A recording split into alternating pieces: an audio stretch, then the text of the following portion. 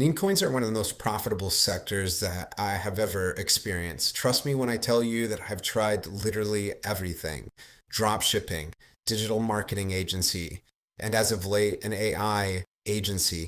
All of that requires a lot of time, a lot of setup, and a lot of knowledge. But if you're chronically online and you have a bit of taste when it comes to culture, then this is honestly the easiest thing you'll ever learn. In today's video, I'm going to teach you how to not only trade meme coins, but how to actually be profitable and spot the right ones. My name is FOMO. I'm a meme coin trader, and point blank, meme coins changed my life completely. I literally came into this space with over $30,000 in debt. I ended up coming out on top with well over 7 figures in realized profit. Before we dive in, nothing in this video is financial advice. I'm a financial advisor. This is purely for entertainment purposes only. Now, with all that mumbo jumbo out of the way, let's dive in. So before we dive in, you need a trading terminal. The terminal of my personal choice is a platform called Azura. For one, it has zero fees compared to all the other terminals out there. So every time you buy and sell a meme coin, you're not being taxed anything, as you can see here, which is really, really nice. So they don't charge any fees on the transactions. Whereas other trading terminals on the market, they charge upwards of up to 5%. So every time you click buy, every time you click sell, you're being charged 5% on top of that. So Azura completely takes it out of the picture, which is really, really nice. The second reason why I use this one in specific is because it is multi-chain. So we're mainly talking about Solana meme coins right now, but currently they do support Ethereum, Base, and Arbitrum. And recently, Robinhood is the talk of the town right now. And what I like is that it's one wallet, one balance for everything. So I could buy $100 of the Solana token right now. I could buy another $100 of an Ethereum token, and then I don't have to really worry about what chain it's on or having to bridge my money over, for example. So it just makes it really, really convenient to just come in here, lock in, and buy what I need to buy and not to really give it much thought. I highly recommend using a wallet dedicated to trading and only put in an amount that you can genuinely afford to lose. Never share your login or your C phrase or private key with literally anybody. And don't connect your wallet through random links and replies or Telegram messages. Now, whenever you find a token on X, make sure that you copy the contract address from the original source and verify the name, ticker, and the chart before you do anything. There can be 20 coins with the same name if you simply just search for the name on literally any trading terminal. Now, this is exciting, but one bad click can wipe out every good trade before you even made it. Before we go any further, here's the framework I want you to keep in your head for the rest of this video. Every trade comes down to 5 questions. 1, what kind of trade am I taking? Is this a quick gamble, a narrative trade, or something that I actually want to hold and be a part of? 2, is the attention and volume real? 3, who controls the supply? 4, who is already in the token and how much profit are they sitting on? And 5, what would prove my thesis wrong? Every screen I'm about to show you answers one of those questions. If you cannot answer them, you do not have a trade yet. You just have a coin you want to buy. Most people learn how to trade meme coins backwards. They learn how to buy a coin before they even understand what they're buying, who they're trading against, or why somebody else would buy it from them at a higher price. So they open up a screen like this. This is called Nemescope. Literally in real time, you can see all the tokens that are being created on the Solana blockchain. And what you'll find most people do is that when they see a meme coin that they think is funny or whatever, they just randomly click buy, and then they get rugged or they lose money. I've been there. Literally everyone who has ever traded meme coins has also been there at some point in their career. The thing about trading meme coins, the efficient and profitable way, is that you need a repeatable process around finding the right token at the right time. We're going to look at how to discover tokens. We're going to look at how to read a chart, how to understand volume, holders, top traders, wallet behavior, and how I plan a trade before I even click buy. This video is for somebody starting from literally zero, but I think people who have been around for quite some time will still get some value outside of this.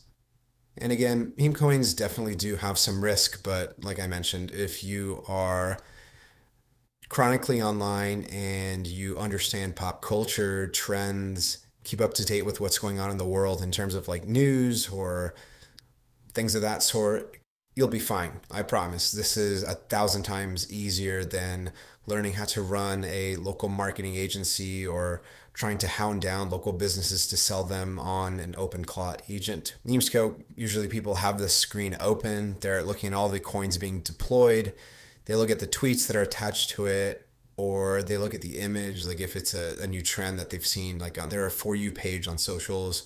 And that's kind of how they gauge it. They use their judgment, as well as a wallet tracker. If they're tracking wallets, they use that to kind of see like, okay, this token just deployed and this wallet just bought it. So if you've ever seen anyone else trade, you'll notice that their indicators or their little feeds with wallet trackers are just pinging nonstop because they're following a lot of wallets that trade those types of tokens. And as tokens launch, there's something here called progress. So progress essentially is telling you what percentage it's at before it migrates.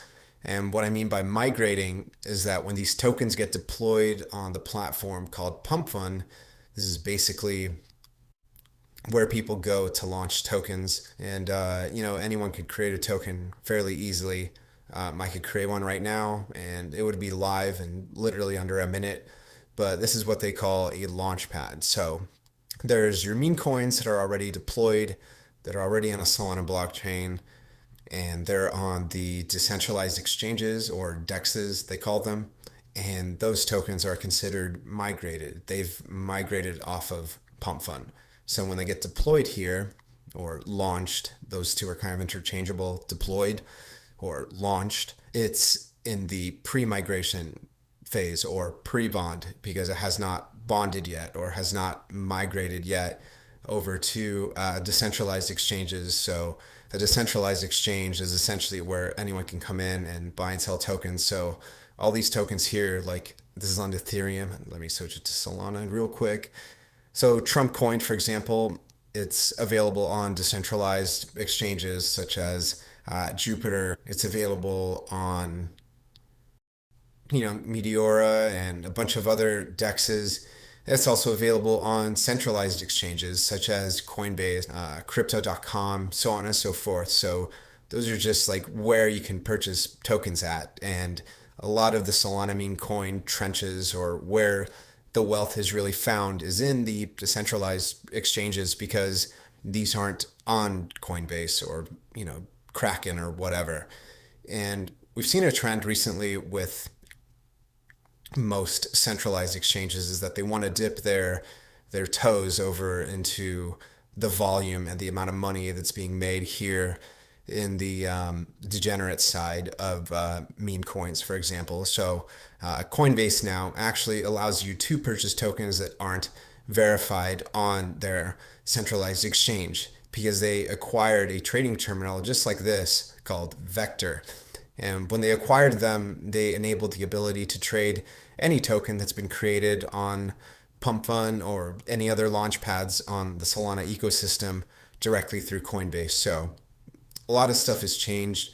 I still prefer trading on desktop or on mobile using Azura just because, again, I don't get charged fees. That's probably been the biggest complaint from people trying to trade meme coins on Coinbase, for example. Even if you go to buy crypto, like just by opening up the Coinbase app, you get charged a lot of money if you don't pay for their like Coinbase One subscription. And it's the same thing. If you're trying to buy this alligator head raccoon thing, you'd probably get taxed like 5% or something. So might not seem like much, but it adds up over time. And you also don't have the tools that you have available with a platform like Azura, for example. Like, let's go over the meme coin trader styles and the accounts that you should be following to find the next potential runner. So everybody that's in the meme coin space has a different style of trading. We kind of saw a little bit of this one, which I like to call the new pair.